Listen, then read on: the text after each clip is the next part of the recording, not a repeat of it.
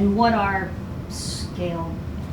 Scalable Integrated Microsystems? Yes. Yeah, so what my lab does is we develop what are called microfluidic tools for use in biology, biomedicine, and energy applications.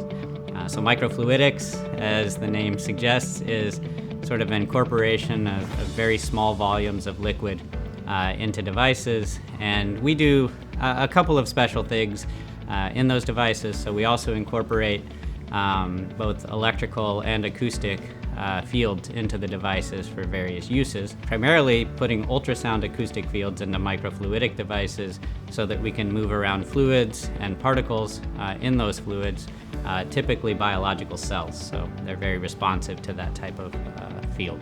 The types of tools that I develop are very useful for researchers in sort of the core disciplines that WashU is known for, right? So medicine, biology, chemistry even, and all of the tools that we use, so all of these microfluidic devices, we make all of them ourselves. So my students design, do some computational modeling to sort of guide the design work.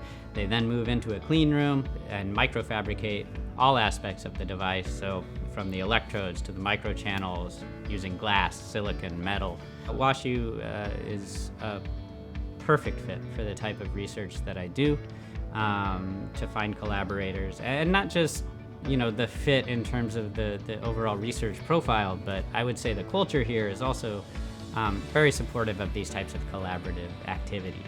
So a lot of my work focuses on, no pun intended, focusing particles using acoustics. So we're using sound waves within fluidic channels to be able to focus active particles like cells that swim around. With that, we can study the acoustic devices themselves, but we can also study the particles themselves and looking at how the cells are swimming. WashU especially, this department I love because it's so close-knit.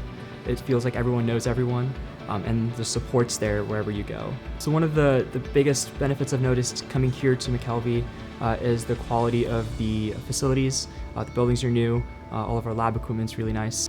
Just seeing all of this is quite a pleasant surprise. So one other aspect of my research is actually fabricating the devices.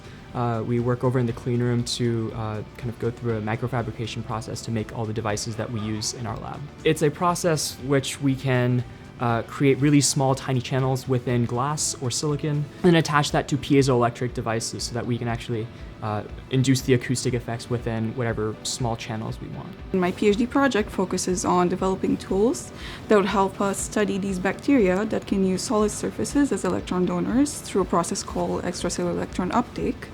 And I use a combination of microfluidics, acoustofluidics, electrochemistry to miniaturize the current way that we study these bacteria. And through these devices that I'm developing, we can answer questions that were not previously possible. And the reason why you want to study these bacteria is because they convert CO2 into biomass, so they could be a potential solution for the climate crisis.